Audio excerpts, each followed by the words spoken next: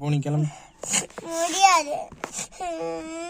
நீ ஏன் கிளம்பிட்டா? உனக்கு நல்லது இல்லை. நான் அடிச்சு ஓட விட்டுருவேன். நீ இவ்வளவும் பண்ணி நீ என்னன்னு கூப்பிட்ட? எங்க கூப்பிட்ட?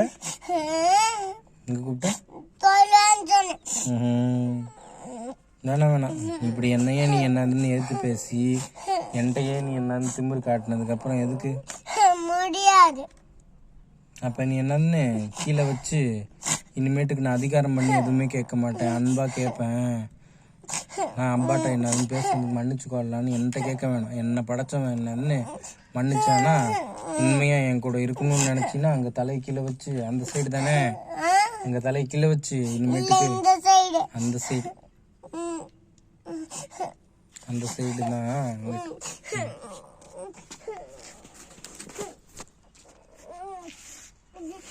சாணிலலாம் இல்லை, சுத்தமா இருக்க இடத்துல.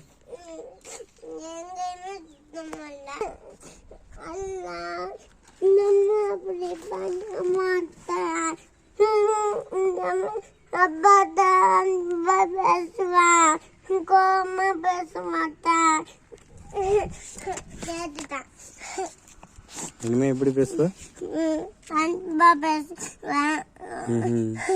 அழுது நடிக்க மாட்டேன்.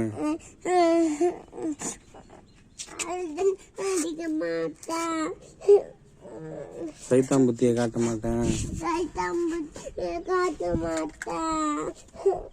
தப்பா இருக்க மாட்டேன்.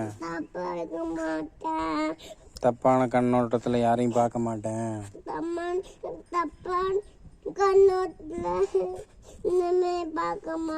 இப்படி ட்ரெஸ் தான் போடணும்ல? கேவலமா பின்னாடி தெரியுற மாதிரி தான் ட்ரெஸ் போடணும். முட்டியை கீழே துணி இருக்கணுமா? எப்படி அவங்க எல்லாம் இத்தனோண்டு ட்ரெஸ் வாங்கி கொடுக்குறாங்களோ அத்தனோண்டு போட்டுட்டு அலைவா இல்ல? எப்படி ட்ரெஸ் போட்டு தொழுவணும்? பின்னாடி குனிஞ்சா பின்னாடி எல்லாம் தெரியணும். அது மாதிரி தான் சட்டை போடணும். இத்தனோண்டு இல்ல? இப்போ எவ்வளோண்டு சவுண்டு வருதோ அதே சவுண்டில் நீ பேசுனீன்னா என்கிட்ட பேசணும். நான் உனக்கு குச்சிலாம் எடுத்து கொடுக்க மாட்டேன். மன்னிப்பு கேட்டு மரியாதையாக பேசுவேன்னா என்கிட்ட பேசணும். இல்லைன்னா பேசவே வேணாம் நீயும் நானும். என்ன மன்னிப்பு எப்படி கேட்ப?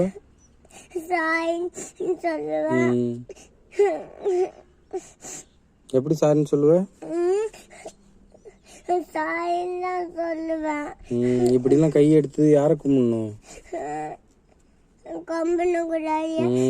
இப்படிதான் எல்லாம் துவா கேட்கிற மாதிரிதான் எல்லாம் மன்னிப்பு கேட்கிறேன் அப்பா தனி தான் மன்னிக்க வைக்கணும்னு துவா கேட்கிற மாதிரி தான் கேட்கணும். எப்படி கை வைப்ப?